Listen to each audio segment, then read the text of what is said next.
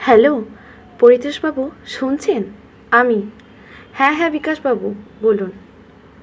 আপনার number save করা আছে। কি ব্যাপার, এত রাতে কোনো সমস্যা? এবারের মতো বাঁচান স্যার। তার মানে ভালো কোনো সমস্যা, বেশ বড় একটা দাও মারা যাবে। বলুন, আপনার জন্য কি করতে পারি? আর বলবেন না, রিক মানে আমার ছেলে, ও তার কয়েকজন বন্ধুরা এখন ফোন করে জানাচ্ছে ওরা ওই দিঘির ধারে এক মেয়েকে স্কুটি থেকে তুলে নিয়ে গিয়ে রেপ করেছে। ওখানেই পড়ে আছে মেয়েটা। এখন আপনি বাঁচাতে পারেন। জানাজানি হলে তো সর্বনাশ হয়ে যাবে। সামনেই ইলেকশন, এবারে হয়তো টিকিটও কপালে জুটবে না। সে তো বুঝলাম, কিন্তু এখন মিডিয়া ভীষণ অ্যাক্টিভ, পাবলিক এসব খুব খাচ্ছে। অনেক কাঠখড় পোড়াতে হবে মশাই। ঠিক আছে, আমি 50 লাখ দেবো, আপনি কেবল আমার ছেলের আর ওই বন্ধুগুলোকে বাইরের স্টেট অথবা নেপাল বর্ডার পার করিয়ে দিন আজ রাতের মধ্যেই। ঠিক আছে, অত চিন্তা করতে হবে না। আমি বলে দিচ্ছি, ওরা নেপাল বর্ডার পার করে দেবে, কিছু বলবে না। আপনি ক্যাশটা পাঠানোর বন্দোবস্ত করুন। ভোর হওয়ার আগেই টাকা এসে পৌঁছে যায়। ওদিক থেকে MLA সাহেবও ফোন করে জানান যে তার ছেলেরা বর্ডার পার করে গেছে। এবার নিশ্চিন্ত, একটা বড় দাও মারা গেল। ঠিক তখনই আবার ফোন।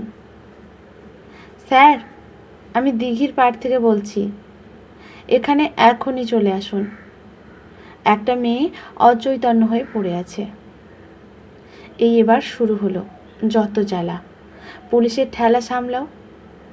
মিডিয়া এবার ঝাঁপিয়ে পড়বে, প্রশ্ন করে একেবারে নাজেহাল অবস্থা করে ছাড়বে। দুদণ্ড শান্তিতে থাকতে দেবে না। আধ ঘন্টা পর পরিতোষবাবু জিপ নিয়ে বের হতে যাবে।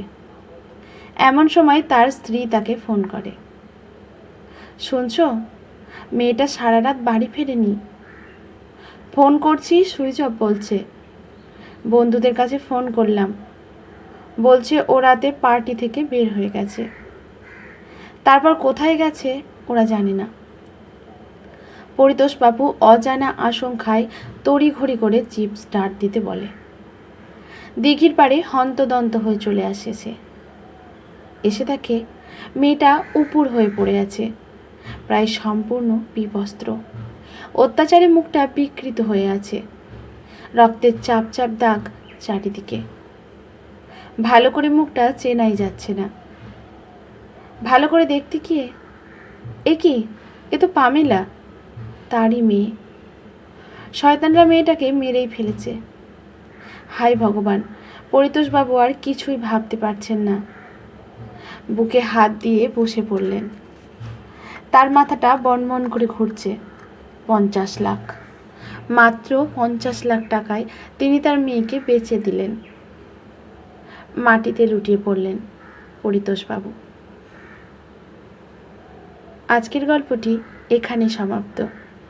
ভালো লাগলে লাইক, শেয়ার, কমেন্ট করে পাশে থাকবেন এরকম নতুন নতুন গল্প পাওয়ার জন্য। গল্পটি সংগৃহীত। ধন্যবাদ।